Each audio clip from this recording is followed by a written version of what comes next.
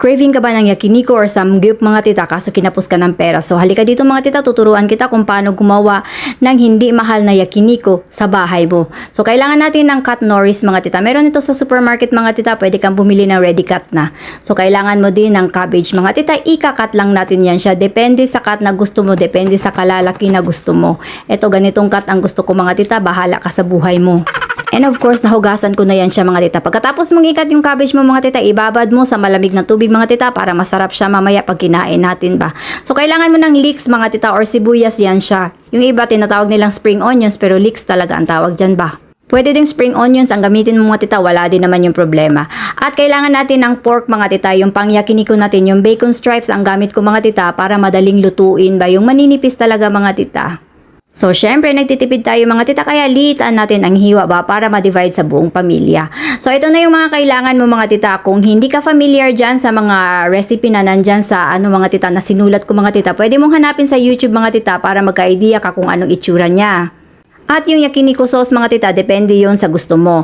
So sa fry pan natin mga tita, initin lang natin ng mabuti yung fry pan natin, ilagay natin yung karne natin, huwag ka nang maglagay ng mantika ha, mamantika na yun siya. Tapos i-drain lang natin yung cabbage natin mga tita, tapos tanggalin lang natin yung mga excess water niya gamit ang kitchen paper natin. Yung pork na gamit ko mga tita, mabilis lang maluto yan, kaya kahit napula-pula pa siya mga tita, nilagyan ko na ng yakiniku sauce at nilagay ko na rin yung leeks ko or yung sibuyas ko. Tapos kapag nawala na yung pula niya mga tita, okay na yan siya, luto na yan siya.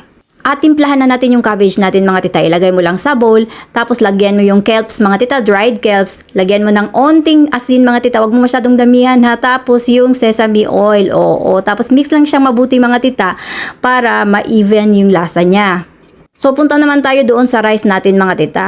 Yung rice mo mga tita, lagyan mo lang siya ng dried nori, itatapping natin siya. Tapos ipababaw lang natin dyan yung cabbage natin mga tita. Depende yun sa gusto mong dami ng cabbage na ilalagay mo mga tita. Ako kasi gusto ko kasi ng vegetable baka nilagay ko yung madaming cabbage ko. Tapos ilagay natin yung karne natin mga tita. At syempre wag natin kalimutan na lagyan natin ng itlog mga tita. Pero kung ayaw mo ng itlog, pwede namang hindi mo lagyan ng itlog mga tita, lalo na kung wala sa budget yung itlog nyo, 'di ba?